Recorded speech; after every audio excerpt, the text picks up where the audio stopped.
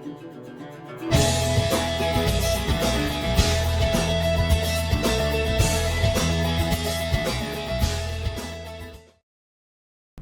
it with me, for we walk by faith, not by sight.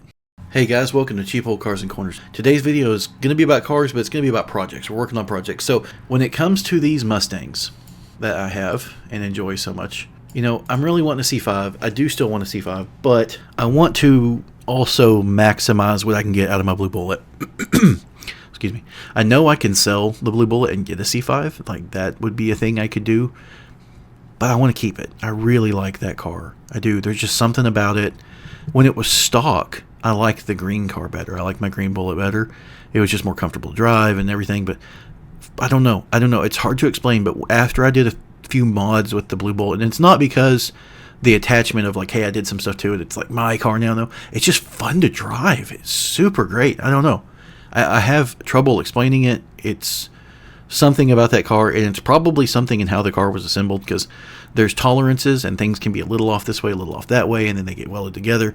Like in the green Bullitt, when my wife sits on the passenger side, the seat doesn't touch anything. It doesn't touch the door or anything like that. And then when she rides in the Blue Bullitt, the seat rubs against the door. So, you know, it's just, things are just ever so slightly off, and that Blue Bullitt just seems tighter, and I don't know, it just seems better in all aspects. I think it's chassis wise kind of a factory freak. It's just maybe a little bit tighter and more snug than other cars, because it has more miles than my green Bullitt. The green Bullitt has 103, and I think the Blue Bullitt has 113 or 114,000 miles. But it doesn't feel like it at all. It feels like it feels as tight as the 30,000 mile Mach 1 I had, right? And so I don't know. There's just something about that car.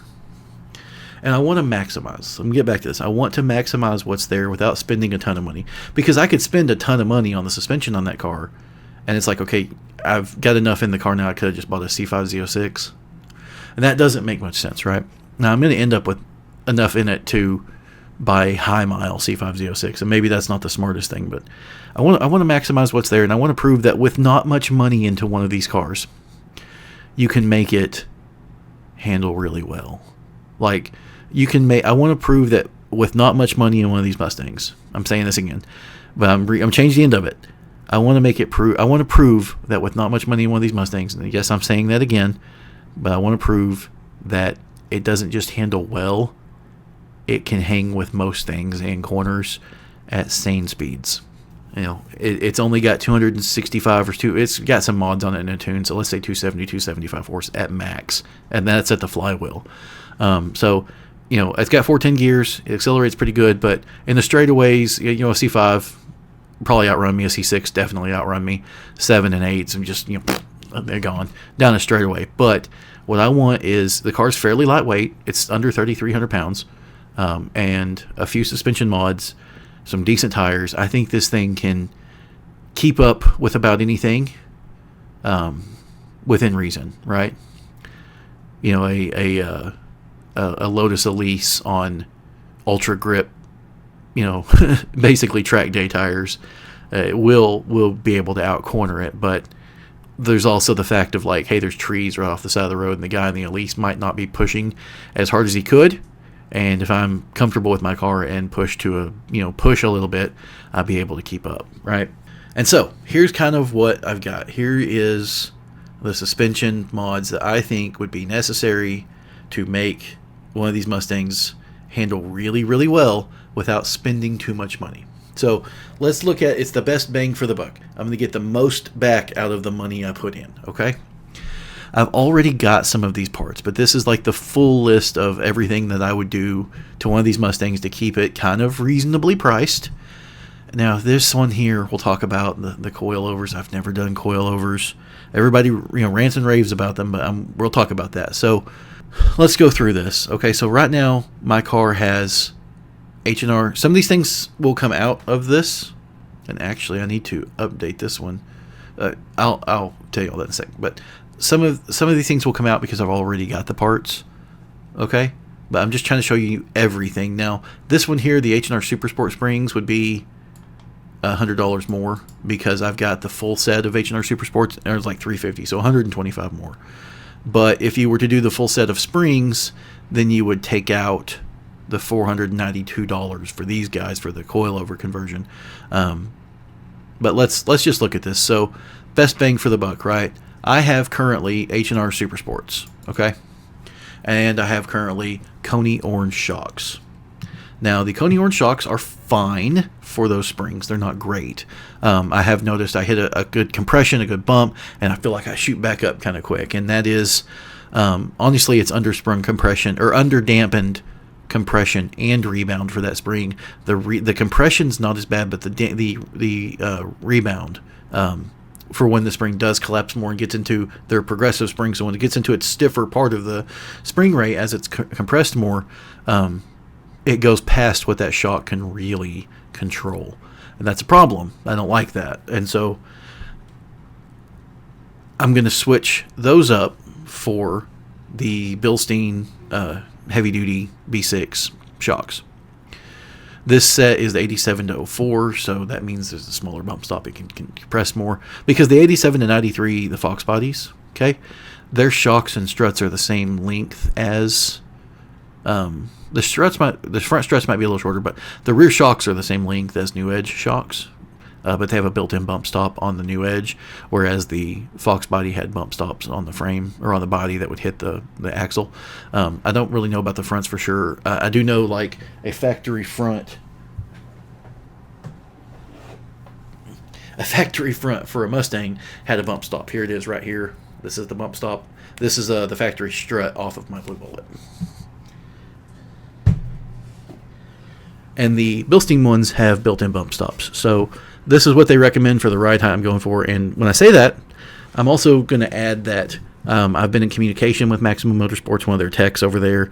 I explained to him my cars and, how I drive and what I do. And he's given me guidance on what he thinks would be best. So I'm going to take that and I'm going to try to do it to my car. I can't do it right now, but it's going to happen pretty soon. And we're gonna do these mods that some of them I've already been wanting to do, and some of them are new to me, mainly the coilovers. I kind of wanted to stay with normal conventional springs up front. I'm running into an issue of I can only go a little bit stiffer on the springs up front before I kind of run out of springs that I can get, and I'm having, if you've watched my other videos, you know that I like to set my ride height just so front to back and different things. And I've got the adjustable lower rear control arms, which you can see right here, already on the back of the car. I want to be able to get that front ride height dialed in just right without having to swap springs back and forth and a ton of stuff. So, in that, coilovers make sense. Now, I was kind of wanting to stay away from coilovers, okay? I was kind of wanting to stay away from them because they're expensive. Not everyone can buy them. And I was wanting to keep the car more grounded in terms of, yes, I have a bunch of different parts I can swap in and out, but, I can show you guys what is going to actually work the best. However, in this case, I think the coilovers might make sense in the front. I think they might. I'm kind of sold on the idea. And let me explain why. So, if you were to mimic my setup, these springs cost $350, okay? And then the shocks cost what shocks cost. Like, I got the orange ones, they were about $500 or $540 or something for the set, something like that. And it would be more expensive to go to the Bilsteins. But the shocks, whatever, if you want to spend more money and get nicer Bilsteins, or the Coney yellows. Coney makes great stuff too. The orange stuff it's for street use for more mild things. I'm wanting to go a little bit more hardcore. So the Coney orange shocks are perfectly fine with certain springs. With the springs I have, it's pushing it. I'm not saying those are bad shocks at all. They're just not. They're not more. Not even heavy duty. I mean, I'm not even going to be really autocrossing the car, but it's a not. It's more for the cruisers, and that's fine. That's fine. Anyway, so shocks cost what shocks cost, okay? You either get these lower ring springs for $350, or I'm just could get the rear set for $225, right? Now, I do think that's a lot for just half. But whatever, that's what they cost on this website right now, and this is about the only place where you can split them up and get partials. And so if I were to just get this 225 and then get this set here, that's another 500. So then you're at wow, $725 for springs. Oof, that's big. That's hurtful. Okay, that's hurtful. You're basically doubling the cost of your springs outside of doing this, but it doesn't feel as bad to me right now because I've already got some money out there in this stuff. And so, like, if you were going to recreate what I've got, or what I'm going to do, if you were going to recreate what I've got exactly, you would get, I've got these caster camber plates, I've got these lower rear control arms so I can adjust the rear of the ride height up and down. I've got the full set of H&R Super Sports, and I have Coney orange shocks. Okay, that's what I currently have on the car. I don't have the welded subframe connectors because the car has bolt ends, but I'm going to take those. I'll explain parts swapping here in a minute. We'll get there. Okay. But let's say, if you wanted to do what I'm going to do to the car, you wouldn't need this. I'm just getting this just in case. So that's extra $20 because I can't remember if I used all of the spacers on the current setup. I don't remember. And so just in case they're lost or whatever, I was just going to buy another set of those. So hang on. Before we go make another step here, you can see it's about $3,000. Okay. And that includes $800 for shocks. So if you're looking at all this, I mean, honestly, if you're going to replace shocks anyway, I think you should get good shocks. So this is it's basically $2,200 in mods and then $800 for shocks. That doesn't seem that bad, really. It doesn't. I've already got over $1,000 in my current suspension. And this doesn't seem that bad for what you're getting. So let's look at what I would need to get to move forward here. So first off, I was originally going to swap to H&R Race springs in the back because they're a little taller. But since I have the adjustable rear control arms, I can change the ride height with those. So I don't need that. And I confirmed with the guy at Maximum Motorsports, the H&R Super Sport rear springs are stiffer than the H&R Race springs. And the main reason they're stiffer is because the car's lower and they need to be stiffer to not get into the bump stops on your shocks as quickly. I don't have that chart. I think I can actually find that chart and put it in here that shows that. I had it in another video, so I should be able to put that in here that shows that the H&R Super Sport rear is stiffer than the H&R Race. So I'm going to stick with that Super Sport rear, okay, that I've already got. The front Super Sport springs that I currently have in the front of the blue car and the blue Bullitt, well, actually, I think I'm going to swap them into my Mach 1 because they are progressive and they ride better than a linear 600-pound spring or 600-pound front spring. The Mach 1 currently has Bullitt springs in the front. They're the same rate as a Mach 1 spring, but the Bullitt spring is a 1/4 inch lower. And it did measure out. When I put the springs on, the car was a 1/4 inch less. And so what I'll do is I'll take that back off. I'll take those two Bullitt springs back off because that's the factory springs from my blue Bullitt. I'll put them up on the shelf with the rear springs, back together. Like, okay, I've got the full set again. And then the Mach 1 will have its factory Mach 1 springs on the rear and these H&R Super Sports on the front. Now that could create too much of a rake. What I will do in that case, and what I'm going to do when I order this stuff, and I haven't put it in the cart here, but I'll do it, is I'm going to get polyurethane isolators for the front of that car. Well, I might not buy them. So I'm going to go and I'm going to measure ride heights. I'm going to measure the ride height to the center of the fender well of the blue Bullitt and the Mach 1, which I think I actually have on a piece of paper right over here already. But anyway, I'm going to compare them and see what I need to do. So how much will it change by putting these springs on here? I do have to think it might change a little bit more, drop a little bit more because that engine in the Mach 1 is heavier than the engine in the Bullitt. I think. I know it has a higher center of gravity. It might not actually be heavier. So the Mach 1 has the dual overhead cam heads, but it has an aluminum block, whereas the Bullitt has single overhead cam heads. It has single cams. It's 2-valve, okay, but an iron block, and so the center of gravity is lower in a Bullitt than a Mach 1, but the engines might be about the same weight. I'm not sure. Anyway, So I'll measure out what's going to be there, and then, if I can get away with doing just no isolators on the H&R Super Sports in the front, I think that'll actually be maybe too low. So I probably will have to go with the H&R Super Sports with polyurethane isolators. We'll see. Or, I mean, I'll just stick the factory Mach 1 springs back in it and just take the isolators out. Right now, like I said, it has the Mach 1 springs on the back and Bullitt springs on the front. It has Bullitt front springs with no isolators as well. So taking the factory isolators out, as old and squished down as they are right now, drop the front of the car 3/8 of an inch. And so then the 3/8 and a quarter gave me 5/8, because a quarter is the same as 2/8. So 3/8 plus 2/8, 5/8 of an inch. That's what I expected to get when I did that change. I measured it all out after it settled and everything. It was exactly 5/8 of an inch drop in the front. And so that looks good, in my opinion. And if I can get it back there on the H&R Super Sports with the thicker isolators, that'll be fine. That's what I'm hoping I can do there. Now, shocks, I've got shocks I've spent money on, Coney Orange shocks. And that's a little hurtful to spend more money when I've already spent money. But what I'm looking at is like the Mach 1 has some cheapy shocks and struts on it.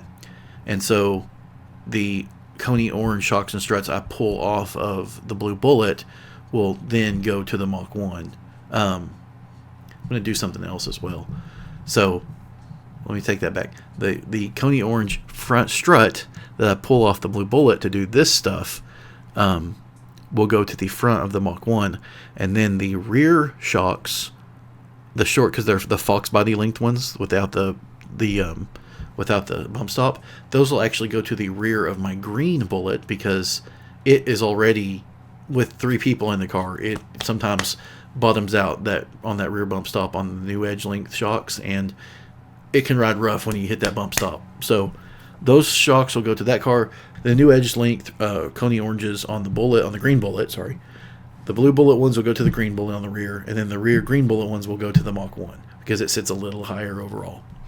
And so that way the Mach 1 will have essentially new shocks and struts. The green car will have a package that doesn't bottom out, and so that'll be better. And then the blue Bullitt will have brand new shocks and struts as well.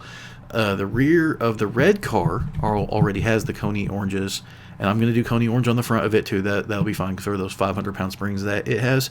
That'll just be one more set of those I need to get. But all the cars at that point, it'll almost be done of all of them having new shocks and struts at 20-something years old. So that'll be good.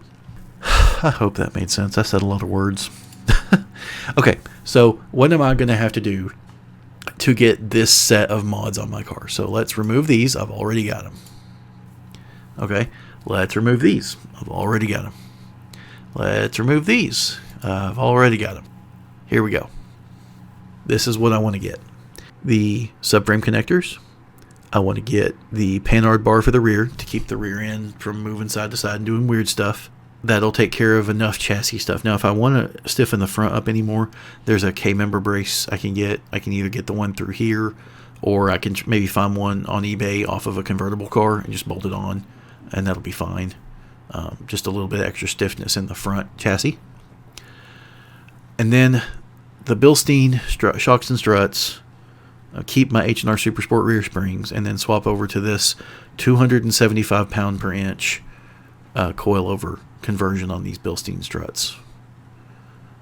I think with those mods and a proper alignment, this Mustang will be able to get through the corners with anyone who's not on absolute crazy sticky tires and pushing way harder than they probably should. Okay? And honestly, most guys, when they take their cars out for curvy road drives, most guys go slower than I do. There's one video I have, I've got one of my videos going on back here right now, but there's one video where I was chasing a C6 convertible Corvette, and he was just going so slow. He did speed up a little bit after I got behind him, but still, it was like, come on, man. But that's what most people do. They go out on the back curvy roads, and there's not a ton of people like me who want to go faster on corners. I know there's plenty out there, but most people seem to be out there more for the views and things, and I'm not out there for the views. I'm out there to, feel the G-forces on my big old fat belly. But yeah, I think this will be good. I'm going to set the car up a little bit higher overall than it currently sits, which will be fine. I could go as low as it currently sits up because I'll have adjustability in the front and rear. However, and I'll have to see because one thing I noticed with the car on its current Super Sport front springs is if I'm in a long, sharp corner and hit a big bump, the tire can touch the fender well in the front a little bit if they're turned pretty hard, and then it hits that fender. Don't like that at all. So what I'll do is I've got measurements of how the car sits right now, and I might end up going. I really like the rake it has. It's an inch lower in the front than the rear to the center of the fender well. So I'll keep that inch rake. I really like that look, but I might raise the whole car a 1/4 inch, maybe as much as a 1/2 inch. We'll see. Obviously, you start getting into stuff where the gap looks really big, but I'm not as concerned about that anymore. I just want the thing to corner well, and if I'm lowering it beyond what the front steering is capable of doing, and you start introducing weird geometry there where you get bump steering and stuff, that's not good. I want the thing to handle. I don't know if I'll ever let anyone else drive my car, but if someone else who's an experienced driver and can, cornering stuff, if they were to get in my car, I would want them to get out of it and say, dude, I didn't know Mustangs could handle like this, especially a solid axle car. That's what I'm after. And so that's what these mods will get me. I can save a little bit of money. You don't have to have the spinner wrench. You can actually do this stuff by hand. But the wrench just makes it easier. And it's, $17, so that's not crazy. And then these spacers, I've probably got all the spacers on my car already. This is just one of those things that I wouldn't want to get into it and not have them all and then have to wait for some to come in. That'd just be frustrating. Now, one thing that is going to not be fun is the welding on of these subframe connectors.